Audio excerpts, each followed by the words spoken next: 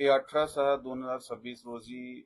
अशी एक घटना आमच्याकडे रिपोर्ट झाली होती की केतन अग्रवाल नावाचा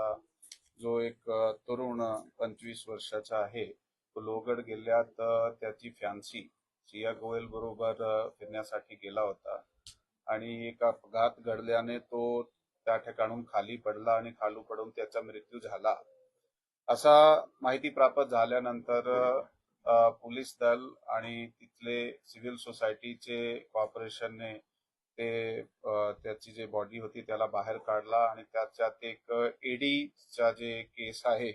ते दाखल करण्यात आलं होता 36/2026 बीएनएस कलम 194 प्रमाणे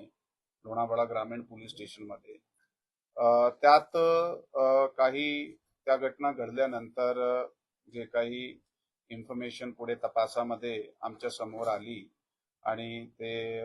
मेहताचे जे नातेवाईकाकडून जे आम्हाला काही गोष्टी समजल्या, तर एक सस्पिशन निर्माण झाला. त्या सस्पिशन च्या आधारे पुढील अधिक तपास गोपनीय माहिती आणि तांत्रिक यंत्रणे आहे त्याचा वापर करून करण्यात आला आणि त्यातून आमच्या समोर निष्पन्न झाला की हा ऍक्च्युली त्या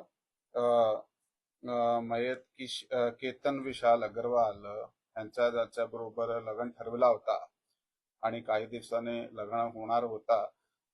सिया गोयल त्याचे बरोबर त्याचा नाता काही दिवसापासून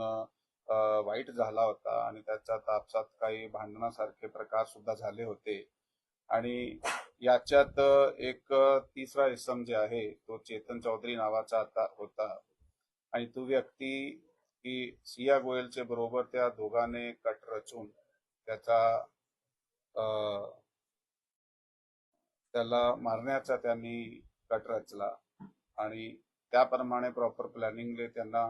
तिकडे घेऊन गेले फिरण्यासाठी लोहगड किल्ल्यावर आणि हा दोघे वर गेल्यानंतर तो चेतन चौधरी सुद्धा मागून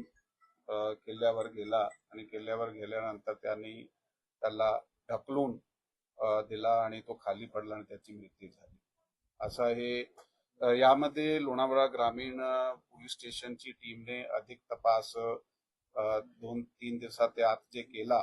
त्याच्या आधारे ते स्थानिक गुन्हे शाखा आणि लोणावळा ग्रामीण पोलीस स्टेशनची जी टीम आहे त्यांना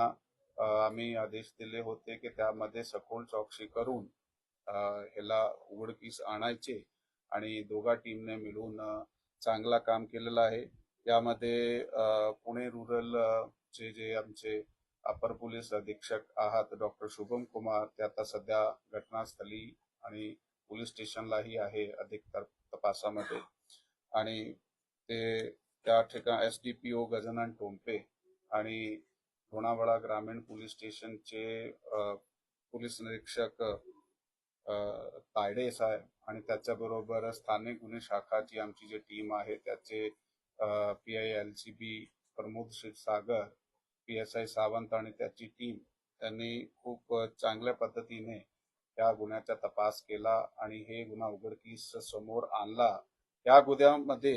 ह्या दोघाला ताब्यात घेण्यात आलेला आहे आणि ताब्यात घेतल्यानंतर अधिक विचारपूस करत असताना त्यांनी गुन्ह्याची कबुली सुद्धा दिलेली आहे. आता सांगितले त्या दोघांचे काही मागच्या दिवसापासून भांडण सुरू होते. नेमकं काय लग्न ठरवल्यानंतर ते एकत्र आले, त्यांनी कट रचला कसा, आधीच ठरवलं होता की अशा अशा प्रकारे करायचंय, त्यानंतर तिथे तिघजण भेटले, त्यात वाद झाला, ढकललं, आधी मारलं, नेमकं काय घडलं? नाही, त्यात जसा मी आपल्याला सांगितलेलं आहे की या मुलाबरोबर जो ह्याच्यात चौधरी नावाचा मुलगा आहे त्याच्याबरोबर ते त्या मुलीची अगोदरपासून ओळख होती. त्यांचा नेमका जो लग्न ठरला होता ते फेब्रुवारी महिन्यामध्ये त्यांची एंगेजमेंट झाली होती आणि काही दिवसाने त्याचा 1-2 महिन्याने लग्न सुद्धा ठरलेला होता. तारीख नक्की नव्हती परंतु त्याला ते मान्य